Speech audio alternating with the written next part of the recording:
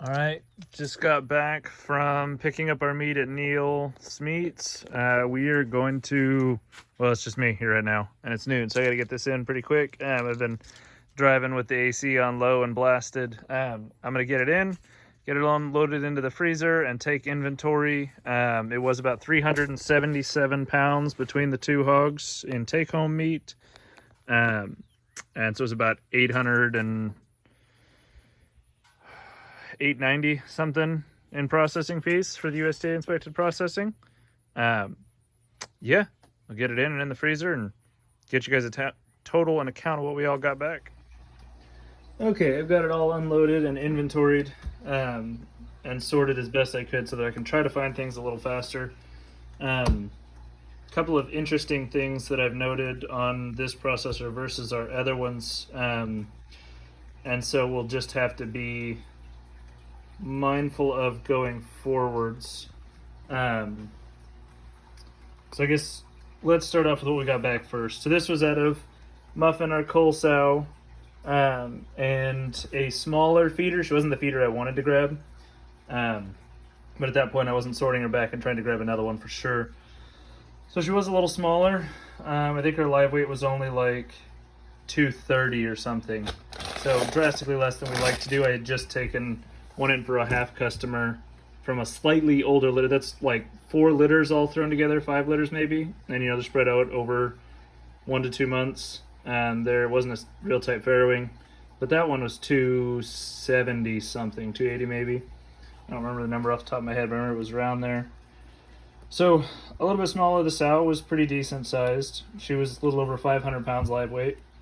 So we got total back. Let me unfold this piece of paper from them to give you a better idea there. Sorry, you're just staring at my freezer full of meat here. So here's our cost sheet from them. So 534 pounds total hanging weight with both. Total meats weight was 377.1 in package. And that was after our $75 deposit was removed. So I guess that would be $883.82. So yeah, so this is what we got back. I guess I needed to be, let's roll through these. So as far as, and I've got funky notes taken as everywhere as I was trying to go through. We got 59 packages of ground pork back, 9 packages of mild sausage back. And that's because I split her into that, and then I must have done a couple other things from her because that's not equaling up to all of Muffin.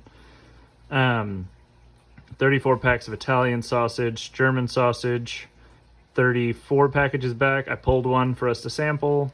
I meant to do that for the Italian sausage too, but it's now underneath this box all the way down there, and I'm not pulling it back out right now. That's the only one I didn't manage to grab a sample of. So then jalapeno sausage, 37 packages, pulled one for a sample. Pork belly, their smoker and cure room is not certified through the USDA yet. Their HACCP plan isn't completed, so they're in slabs as fresh pork belly. So they're like this. So people can smoke and cure their own bacon if they want, or make pork belly. You got a friend who makes absolutely amazing. He calls it, what does he call it? Pork candy or something, and it is just so good. It's just cubed up pork belly that's been smoked, and yeah, awesome. Soup bone, we got 8 packages of those. Most of those are decent sized packages, but then there's a couple of smaller packages. 2 packs of spare ribs, ham steak, 11 packages, pork chops, 31, pork roasts, 4, and shoulder steak, 8. I guess the biggest things I got from this is that I probably should have spent longer talking to them. I mean, it's always when you go to a new processor, things are always different than what you expect from your other processor.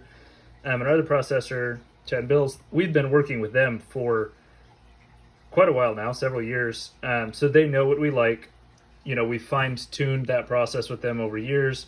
So I'm not holding any of this against Neil Meat that it's different than what I'm used to or anything, you know. It's just things we'll have to talk through. Like there must have been, if I've only got 8 packages of soup bones left out of 2 big pigs, and the packages really aren't, I mean, they're not crazy. They're somewhere right in here. Somewhere. It's also this to the side. I know they're down here. That's a small package.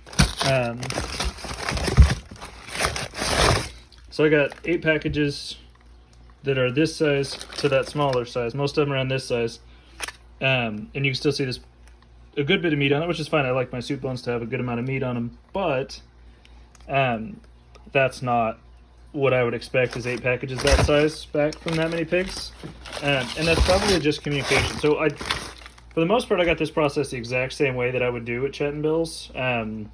So I know it's not different than that. Like, I always get our stuff back bone in.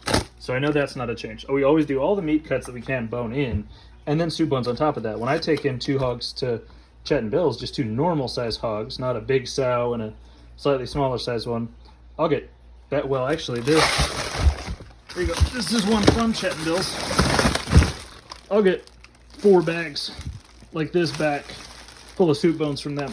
That's one of the bags left over from our last Chet and Bill's processing day. So, like, it's probably just communicating with them that, like, I don't want any waste. Like, there is so little of our pigs that should be thrown away. We put a lot of work into raising these pigs, and I know they respect that because they're Mangalista farmers and Wagyu farmers, and they started this plant because they didn't like waste. So probably just communicating with them of, like, no, literally, if there's a bone left over, you know, and it is not just even rib bones for some of it, like, just package that all in one thing, and I'll take that back. Like, so, because I mean, this is all just those other bigger bones. We'll take all soup bones back. So trying to communicate that to people, not just the, you know, knuckle bones and stuff and neck bones. We got lots of pork fat back. I've really got to make soap. Really badly need to make soap. So we'll need to render it down into lard and make soap. This is, I guess, one of the next things to note different are these tags. So, I mean, that's, I can really tell that, yeah, like that is a huge plastic tag. And I can go to any of the bags in here. Here's a ham steak. This one's not as bad, pork roast, but still, those are massive tags. And I can go over here. I see the office is a disaster right now. Had to move everything over. But actually, whatever just fell out. So that's still a pretty decent tag, but it's not as bad. I'm going to close that before we lose some stuff. Here's an example. That's the amount of tags I would expect. Slightly smaller. Maybe I'm crazy. Maybe I'm being picky. Because, no, because some of those are 6+ inches. But slightly less plastic waste. Yeah, make sure that's sealed. Slightly less package waste would be nice, at least on things like this pork belly. All the pork bellies were like that. Let's see that. That may just being picky, but we don't like plastic waste, so maybe communicating that to them on our next, because we'll still be using them. They're the only USDA inspected processing plants. So like I said, I'm not harping on them. They're a very new plant. They've been open for less than a year, I think, maybe a year and a half. Like, yeah, so they're very, very new. They're still getting their stuff figured out, I'm sure once they've been in for a while. The one other thing I'm a little concerned with, as the person who has to then try to sell this product, is I had thought that I was clear, and I apparently was not. I had thought what I was asking for was bratwursts when I was saying sausages. Because we got, like, that mild sausage, that's the mild sausage there. So I was expecting mild sausage to come like this, right? Like breakfast sausage. And ground pork, same thing in a package like this.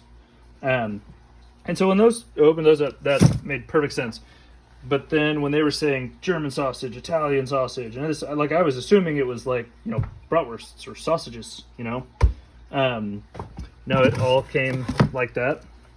So pork jalapeno sausage, and that so it's all that way. So my German sausage is that way. The Italian, the jalapeno.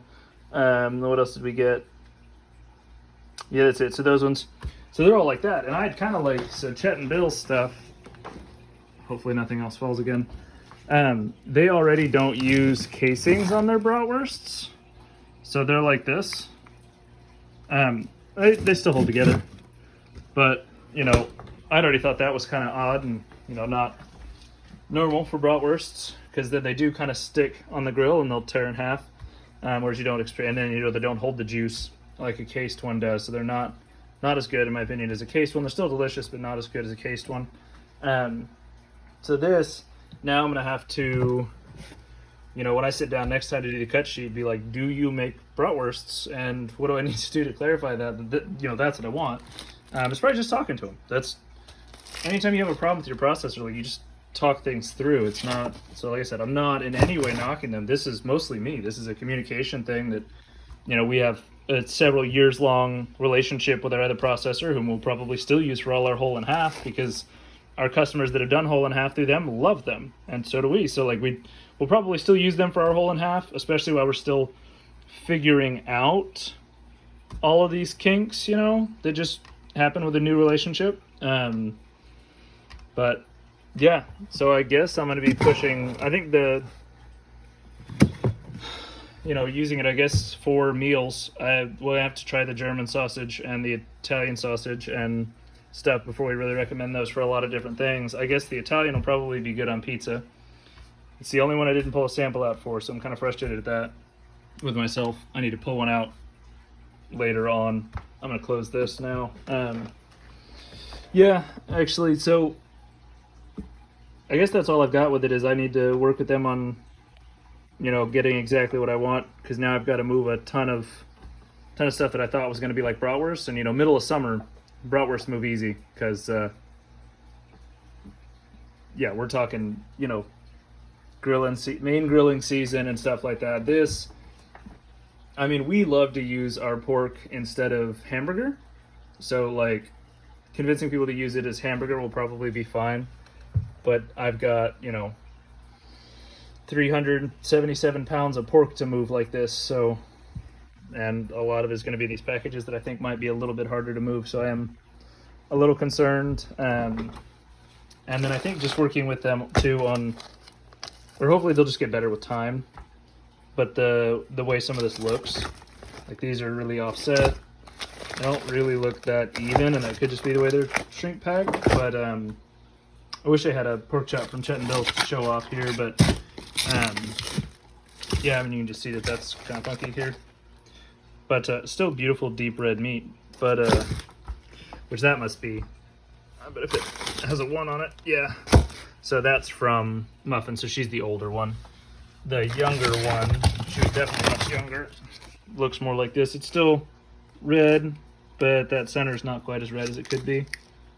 So yeah, anywho, I'm gonna stop droning on here about it and just brain screwing it, as my wife would say. So if you guys like this content, remember to like on it, subscribe, the most important one there, and then feel free to share our content. Helps get the word out there for us. Thank you, folks. Have a great day.